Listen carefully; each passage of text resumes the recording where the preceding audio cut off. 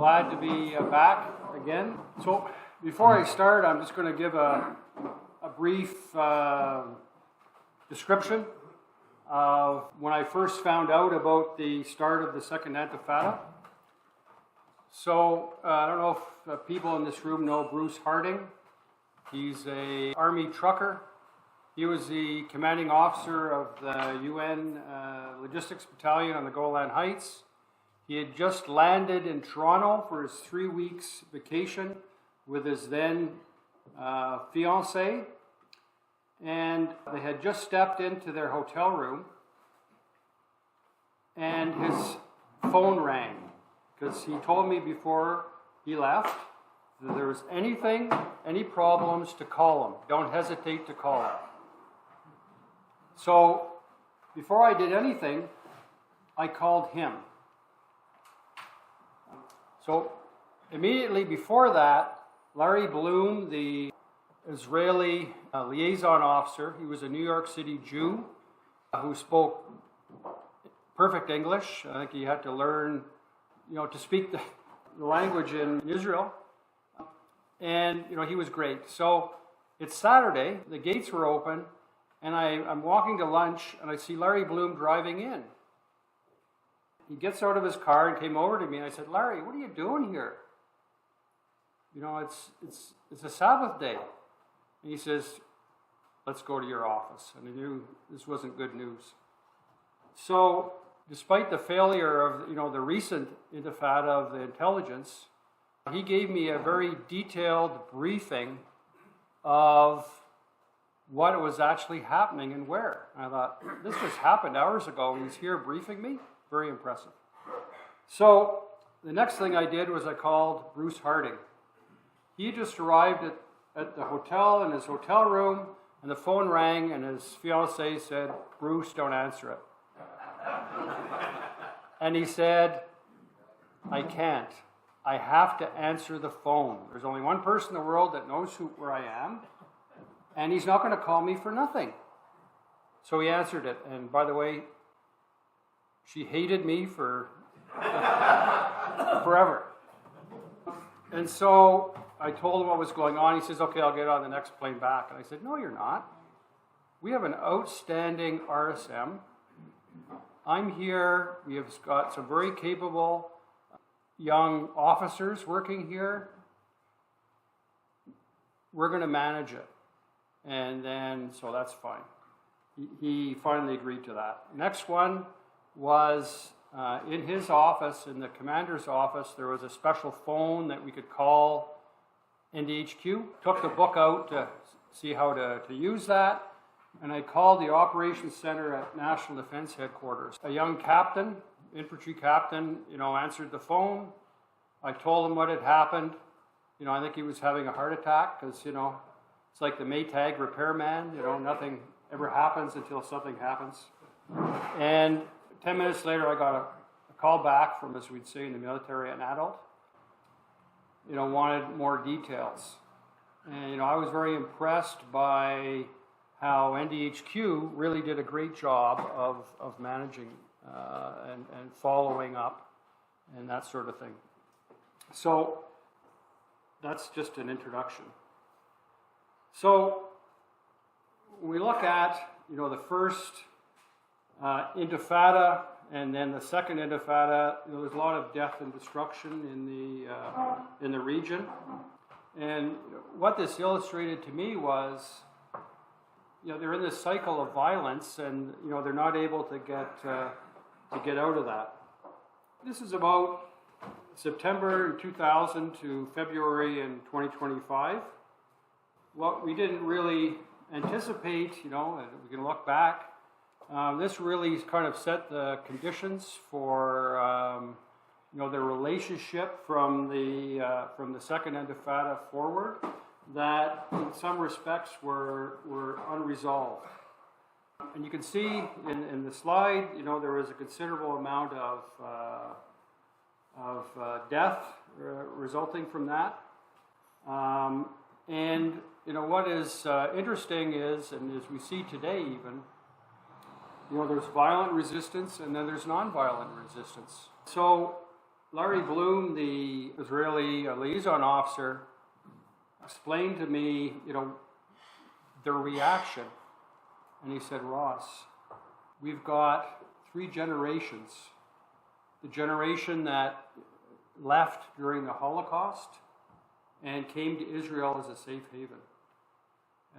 And the older generation were the grandparents, and then they had their children, and then the grandchildren. And he said, the consensus across the country was, this can never happen again. And it was happening. So, that's why the Israelis, today have had the same reaction. And the tactics used in the Intifada, indiscriminate bombing, shooting at vehicles, and also nonviolent actions, protests.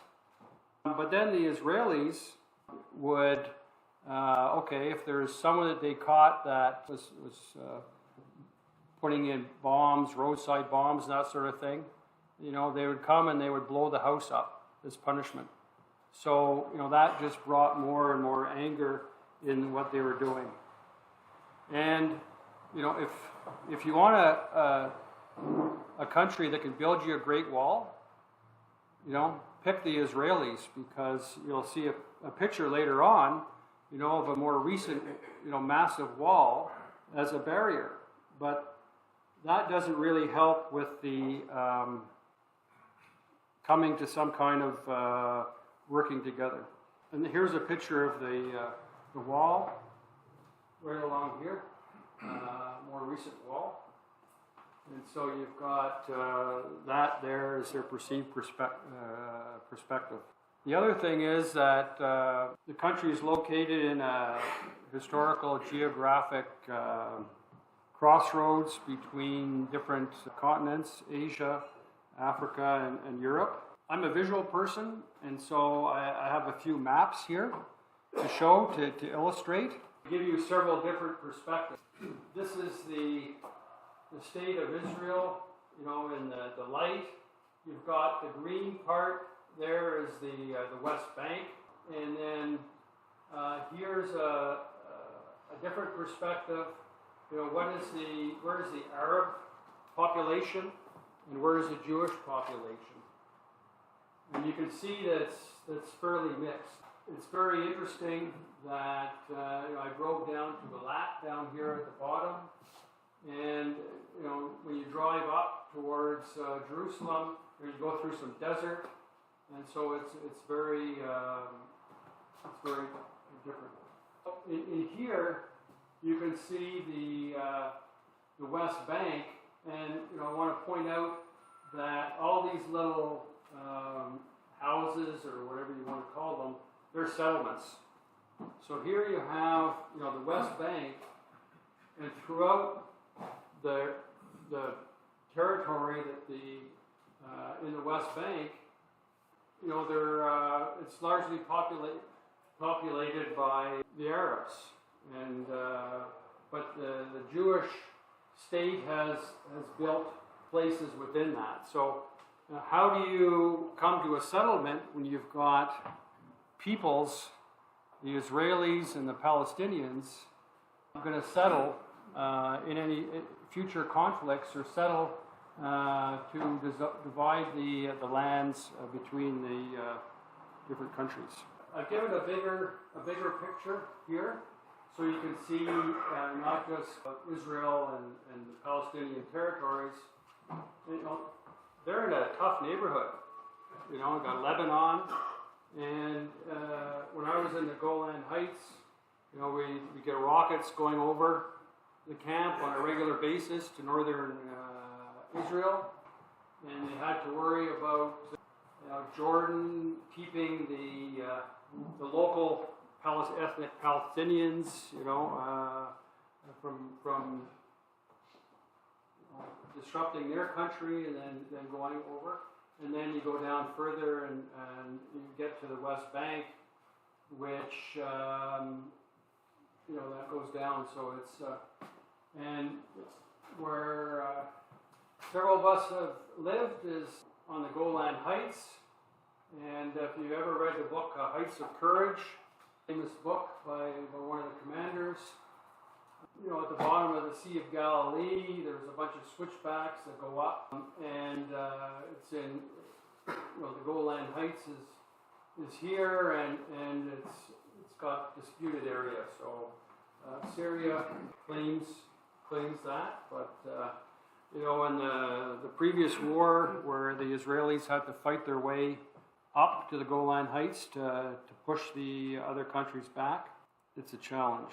It's just, in order to keep this, the Golan Heights is a strategic necessity. You know, if they don't have that, the Syrians and maybe the Egyptians and some other countries will take control of the heights, and they will shell and attack the Golan. And if you've read the book Heights of Courage, the Israelis in the war pushed their way up the severe costs up to the plateau at the top, and they have occupied Syria by 40 or 50 kilometers. This is one thing that they have is training and troops on the Golan Heights on a regular basis. And one thing that really annoyed me was sometimes with some of the officers, you want to go off the camp, drive down a bit towards the Sea of Galilee, and have a coffee in a coffee shop. Well, right next to us was an IDF tank training area. So what really pissed me off was I'd be driving the vehicle, and all of a sudden there'd be red, you know, dots on my car where they're using their rangefinders and, you know, practicing, you know, like aiming at this vehicle. So I'm going to talk a bit now about, you know, how did we get where we were. In 1917, you know, the Zionist movement, you know, was getting some support and from the UK in the Balfour Declaration. They were promising a Jewish homeland. After the British occupation, what was then the Ottoman region, Palestine was established as a British mandate.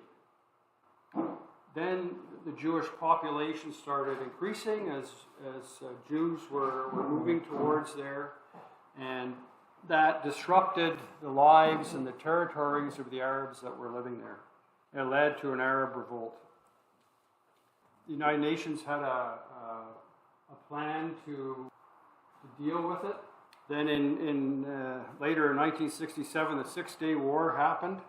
They took a lot of land, and the Israelis, and became subsequently what was now the Palestinian territories.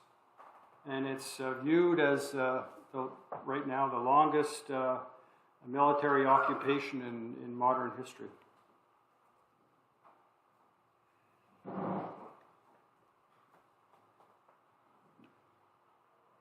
So I'm not going to go in a lot of detail on this, but just to illustrate that you know, the British mandate and a number of declarations, as I mentioned before, the Balfour Declaration, and the British got a mandate from the League of Nations in 1922.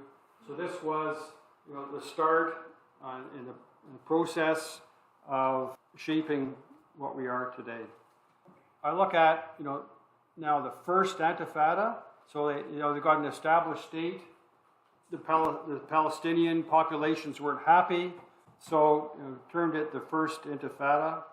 And this occurred in the Gaza Strip, where we're seeing a lot of the confrontation today. Interestingly, I always wondered, what's the word Intifada? That means shaking off. That means getting rid of. That means going back to, I guess, the way they were before. An Israeli truck had an accident or crashed into a station wagon carrying workers in a refugee camp, and they killed a number and wounded some others.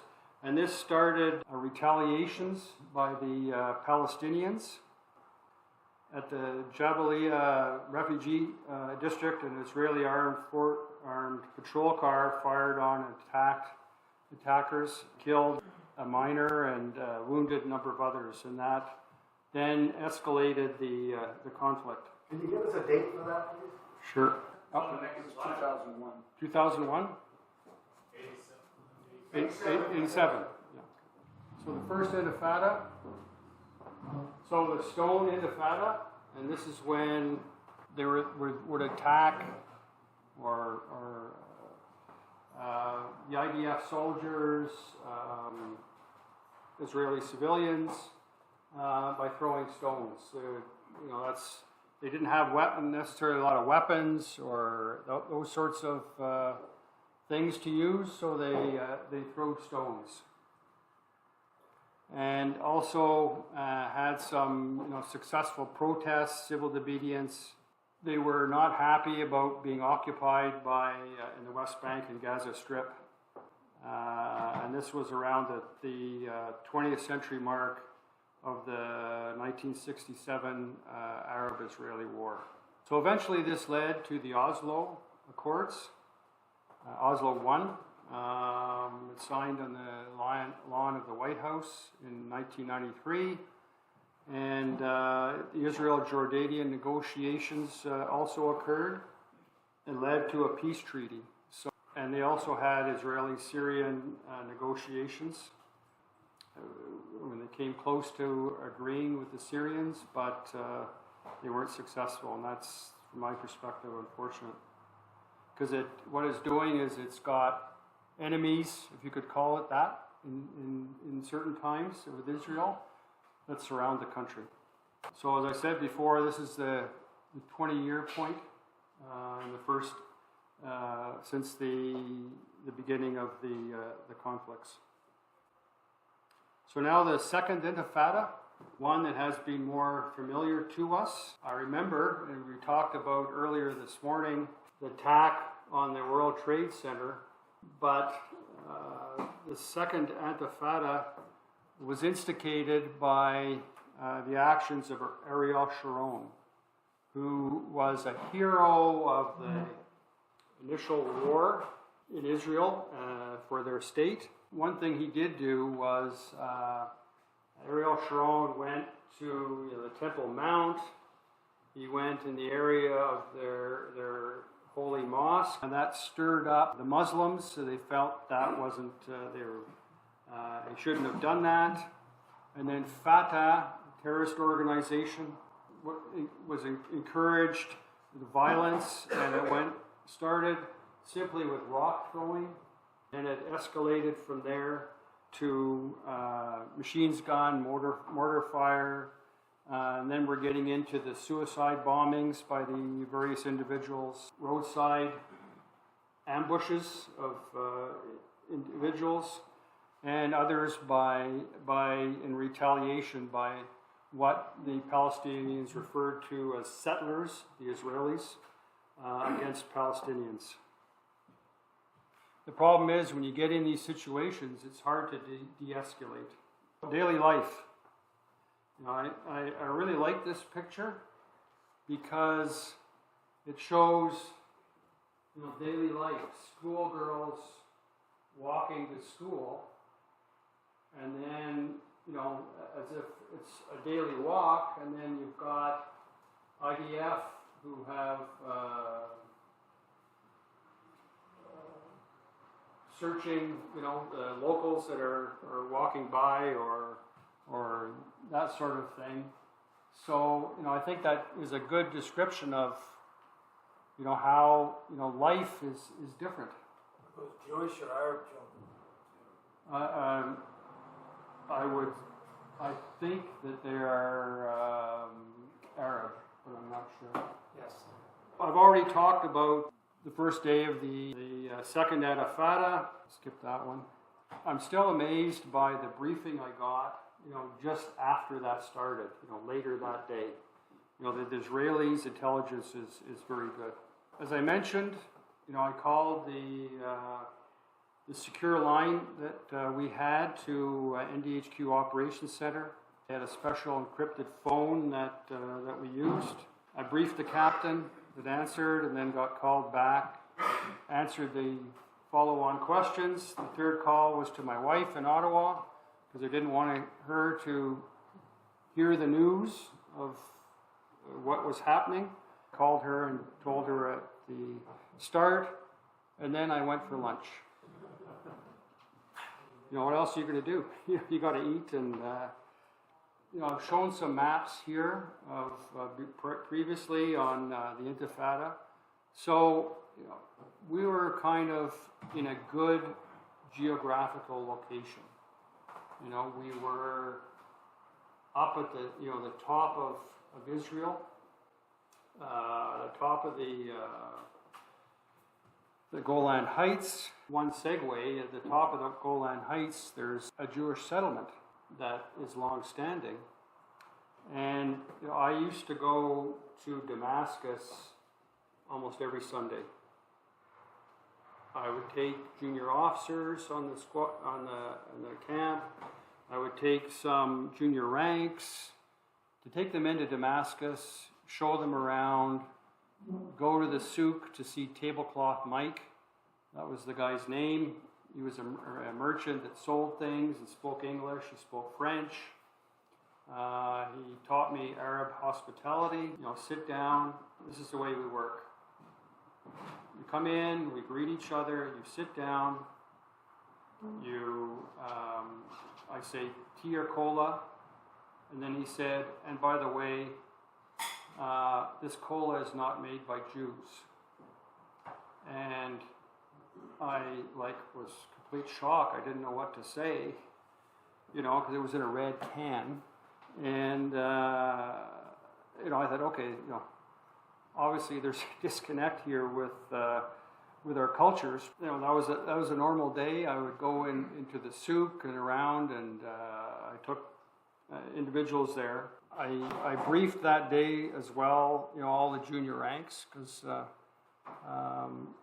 they were often out. We had an engineer squadron that were out fixing the towers that were used,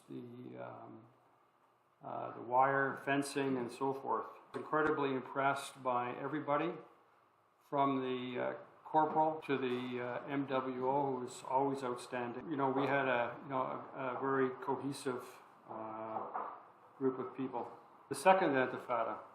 Ariel Sharon, you know, I can still, you know, we're talking about the, you know, different events that, you know, we remember. And, you know, I still remember at home watching Ariel Sharon on, you know, on the news, you know, up on the Al-Aqsa Mosque in Jerusalem.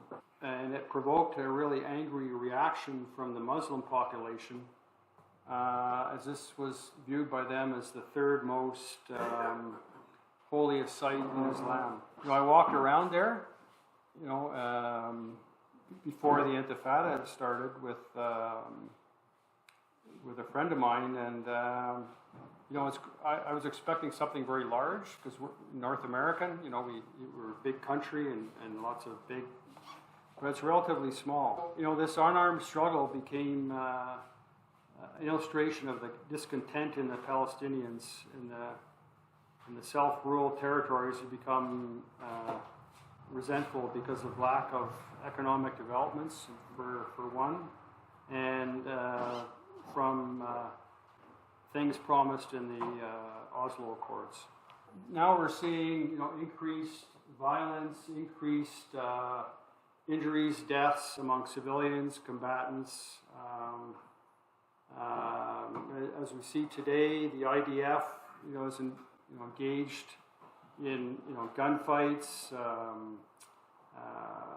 Palestinians, and, you know, retaliated, suicide bombings were becoming more and more prevalent. And that was one thing that, on the Golan Heights, on the logistics battalion, we had trucks going all over, resupplying in different areas of Israel, of UN organizations. So, that was a constant concern. Somewhat less violence than the first Intifada, and during the first few weeks of that uprising, the ratio of Palestinians to Israelis killed were around 20-1. Now I'm going to talk about, what was this fighting about? Why were they so upset that Ariel Sharon had gone up to a Muslim area? And so I'm going to show you a map of ancient Israel. It's been reconstructed. Ancient city of Jerusalem, and an orientation map. And because I'm a visual person, I'll give you, pictures of, where this second Intifada happened. One of the real key conflict locations in this conflict. I'm going to show you an ancient city of Jerusalem orientation map, a visual presentation of the mosque site, and then third, the Temple Mount interior of the mosque. There is the picture of the mosque. Sorry. That's the Temple Mount with the dome and the rock on top. Sorry. A lot of that, that was one of the key areas that was there. So here's recreation of the ancient city of Jerusalem. And you can see it was divided in 4 different quarters.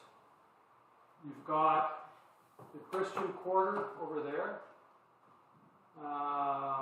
with churches. Church of the Holy Sepulchre was really interesting. Then you've got the Armenian quarter, the Jewish quarter, and then the biggest one, the Muslim quarter. And then you have the Temple Mount here, with the Dome of the Rock, and then the mosque. So, this is a central area and very historic, and there's always lots of people there. So another view of the site gives you a kind of a different view, but I want to point out here, here's the western wall right there. So here's a picture of the interior. Is the Dome of the Rock and the Al-Aqsa Mosque, are they the same? No, I don't know if I can get back. Maybe I'll come up to it here next. There's the Dome of the Rock. And here's the western wall. And here's the main mosque right here. I'll skip a bit over here, just the British Mandate and the Peel Commission. So, what are the proximate causes of the First Intifada? Israeli occupation of lands, destructions. These are ongoing issues today. So now the mosque complex. So I'm going to give you a few views here. I like this one. You can see that the city's being built up. What you can see here is the historic area that is interesting. That's very popular for people to look at. For Muslims in the area, it's their main congregational mosque or prayer hall in the compound of the old city of Jerusalem. So that's, when they congregate, they would congregate in that area. Was that ever a Christian church, this mosque? In the Crusade era? I don't think so. No. There's some other Christian. I think I'll get to later. I hope I have some pictures of some of the Christian, like Church of the Holy Sepulchre and that sort of thing. So this Al-Aqsa mosque complex, it's right in the area of heart of Jerusalem. It's the old city, it's called the Temple, depending on who is. It's, the Israelis and the Muslims call it different names. So it's the third holiest site in the country. And for the Jewish people, it's the Western Wall, which we'll see soon, is a sacred place and holy site, and I had the privilege of visiting that location. So here's a picture inside, and you can see you've got people praying here against the wall and praying, and there's a location where you can go inside and pray, and people would push their little prayers in the spaces between the bricks. So at this point there was children who were getting involved as well. They're protesting. So it lasted from about 2000, when Ariel Sharon went up in the area and started the Second Intifada. And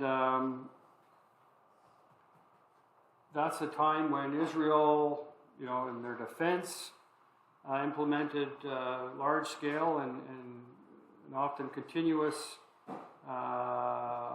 offensive operations in their efforts to dismantle the terrorist infrastructure within Palestinian cities and refugee camps. And that then evolved into the Operation Defensive Shield. And over time, despite a lot of effort by the Israeli military and government, this is very hard when you have a group of citizens, people living in the country, that are not satisfied and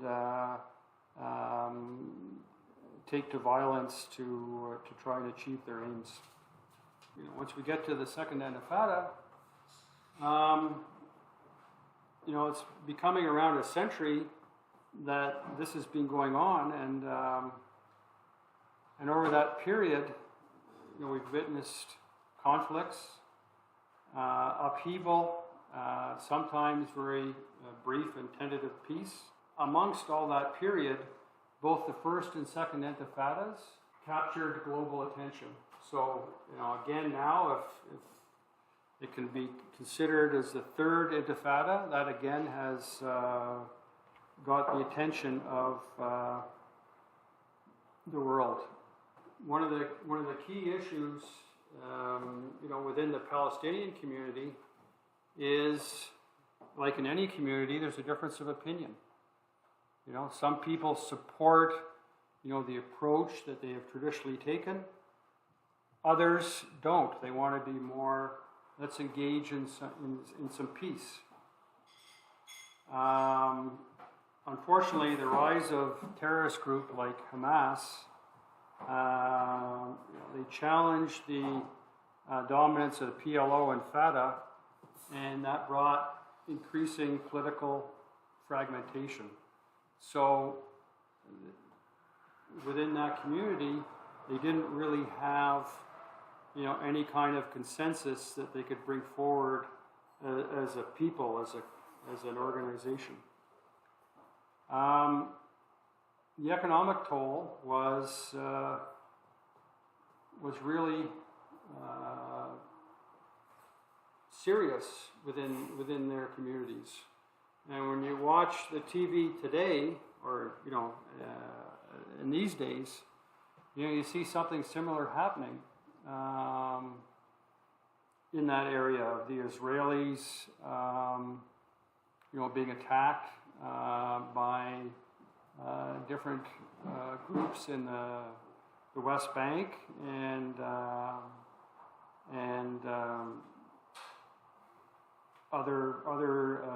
issues so that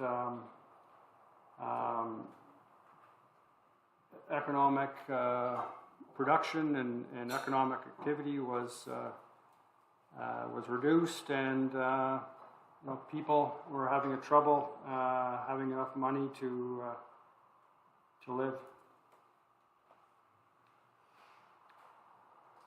So if we take a look at it from the Israeli perspective, the first two intifadas, really have driven an evaluation of domestic and security and also political strategies.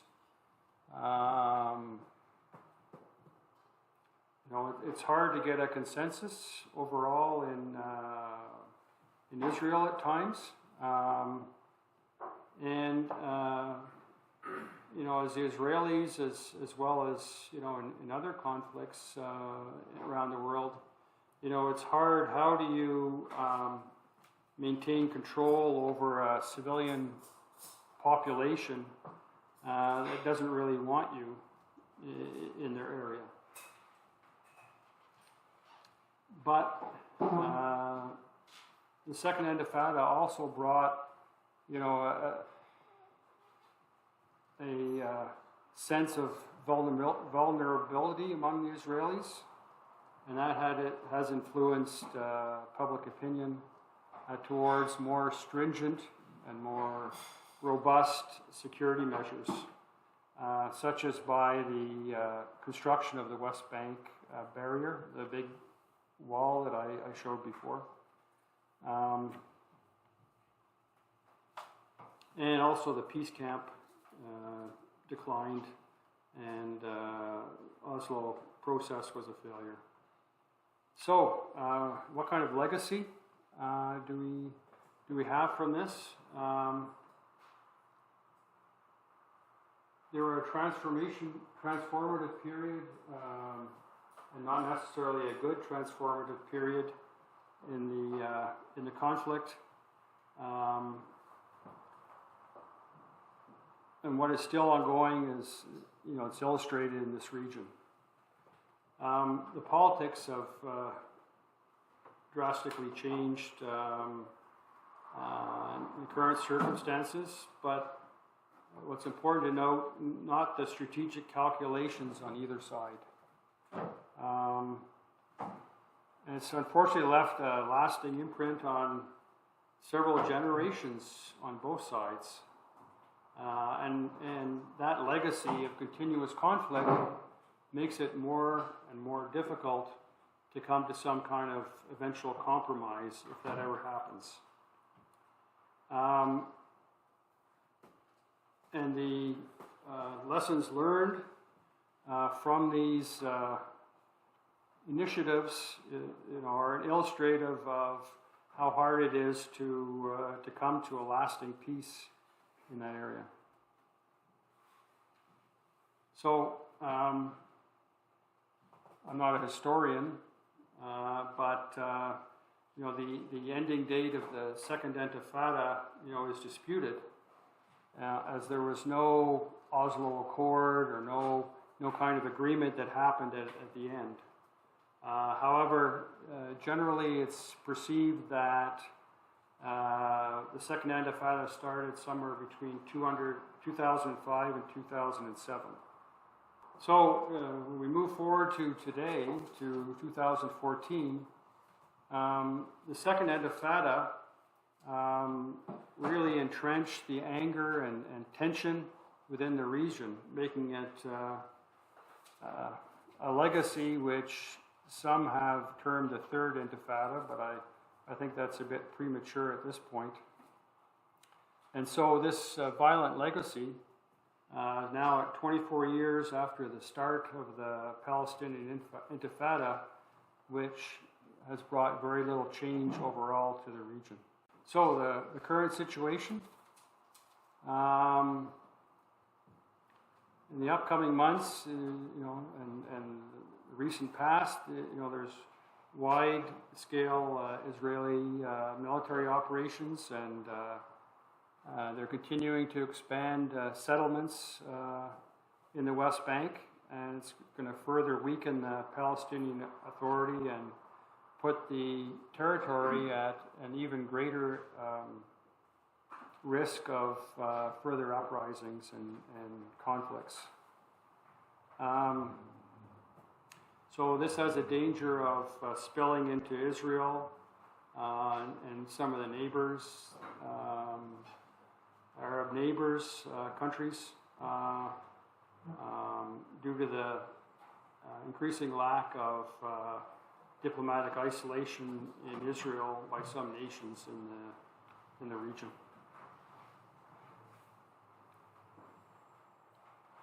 So, unfortunately, I don't have a very good conclusion, positive conclusion. The Arabs and the Jewish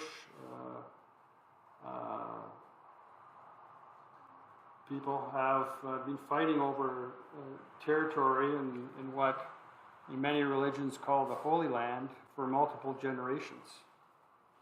And unfortunately, their past history has become an increasing barrier to accommodating each other in terms of land use, joint stewardship of the land that they live in, and how they live together today.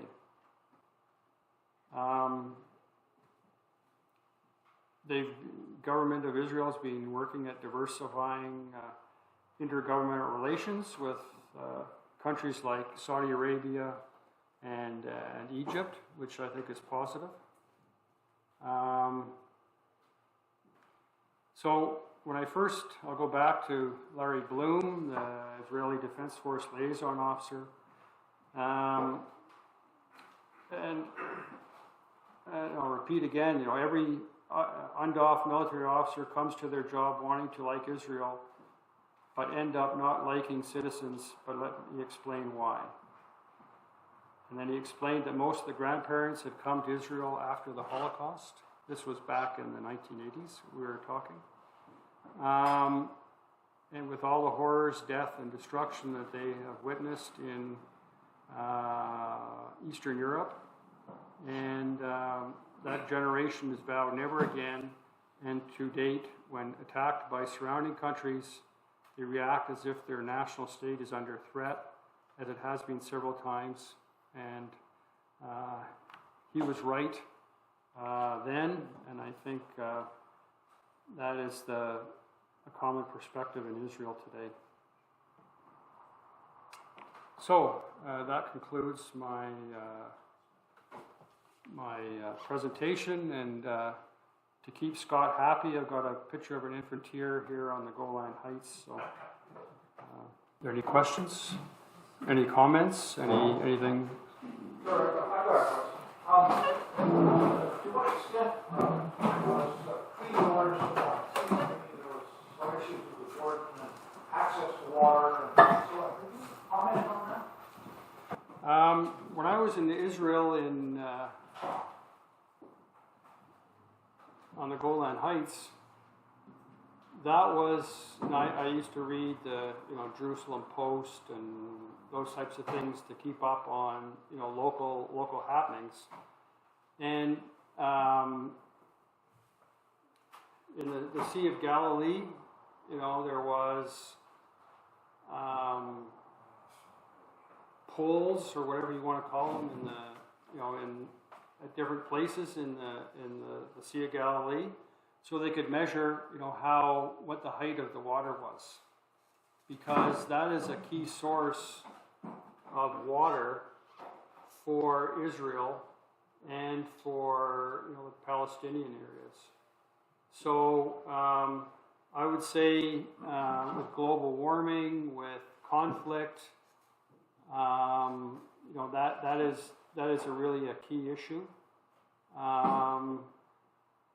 I look at the Golan Heights. Syria is a basket case. It's a failed state. I thought it was a wonderful place to visit. I could communicate easily with them, speaking French, and I traveled around a lot in Syria. You know, that's essentially been a failed state since Assad, le fils, the son of the previous dictator. So, you know, that's a problem. Lebanon, for all intents and purposes, is a failed state. And, you know, there is a lot of Canadians, I would call them, that in Lebanon that came to Canada when the country collapsed and left to go back a number of years later, you know, with Canadian citizenship. So, if this spreads up into Lebanon, we might have, you know, calls for, boats or planes to bring them back to Canada. So, these things have international ramifications.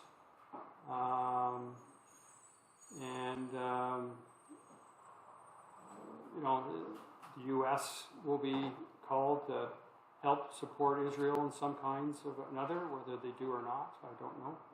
But, it makes it a more dangerous world. Russia, isn't bad enough. I spent time in Ukraine and teaching at their defense academy, and I thought I was there during the Maidan Revolution, and we went down and watched, the massive crowd, and they are all united, and that's kind of fallen right away with the war with Russia. So we're in a precarious state in the world, and not to mention all the problems in a number of African countries.